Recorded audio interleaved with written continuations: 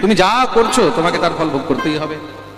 তা কর্ম কত রকমের হয় ভবাটবীর বর্ণন করলেন। 3 প্রকারের কর্ম হয়, খুব মন দিয়ে শুনবে। 3 প্রকারের কর্ম কি কি?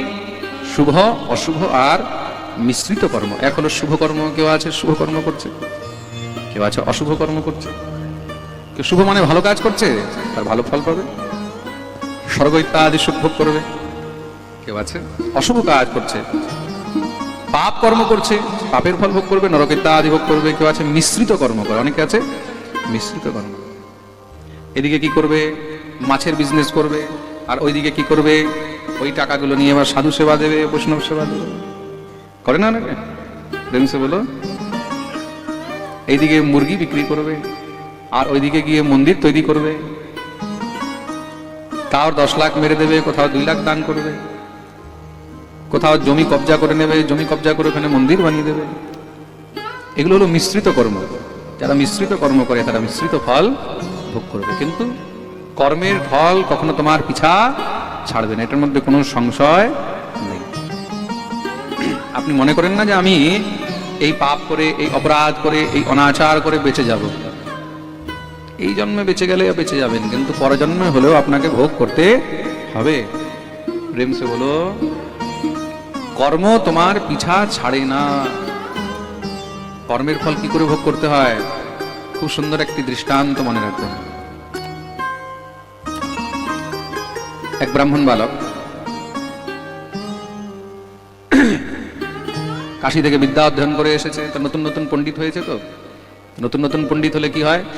খুব জ্ঞান ঝাড়ে তখন। তো গুরুদেবের সঙ্গে যাচ্ছে অন্য গ্রামে,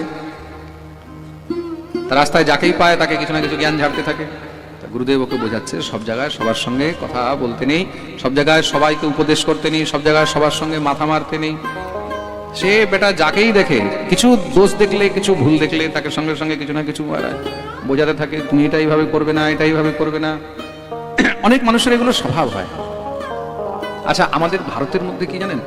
আমাদের ভারতের মধ্যে আননেসেসারি উপদেশ অনেক পাওয়া যায়, অনাবশ্যক। আপনি কারোর কাছে কিছু যদি জিজ্ঞাসা নাও করেন, তাও মানুষ আপনাকে দেখবে কিছু না কিছু উপদেশ দিতেই থাকবে।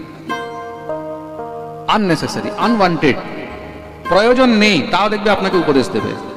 আরে তুমি এটা এইভাবে করো, এটা এইভাবে করো, এটা এইভাবে হবে না, ওইভাবে। আননেসেসারি।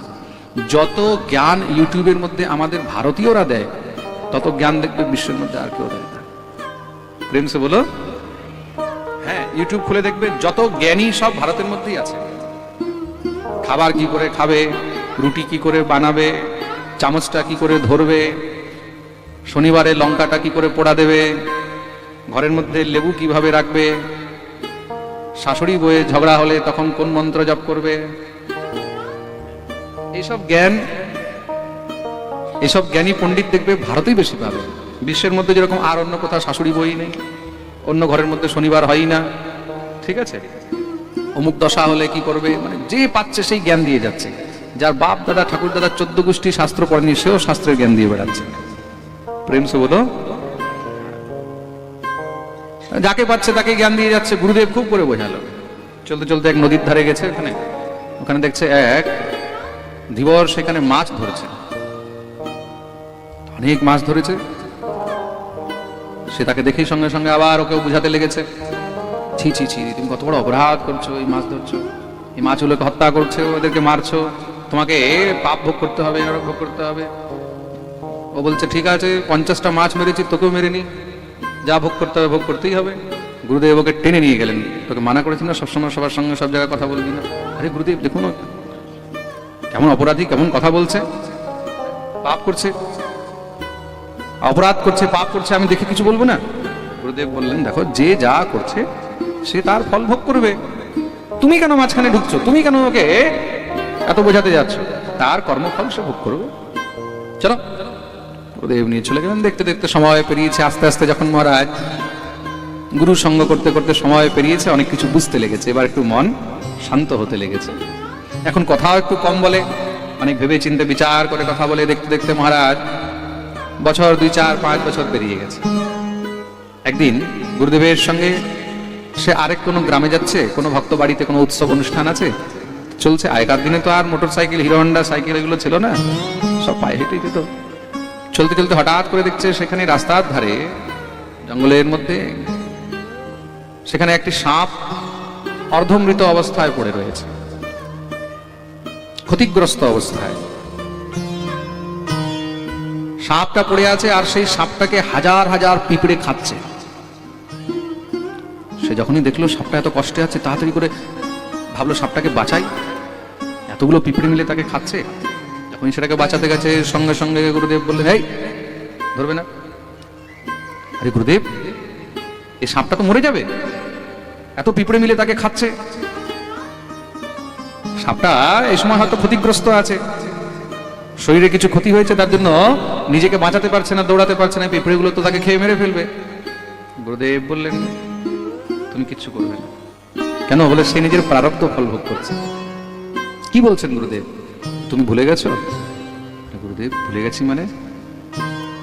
5 বছর আগে আমরা যখন আসছিলাম রাস্তা দিয়ে, এক ধীবর সেখানে মাছ ধরছিল। বলে হ্যাঁ।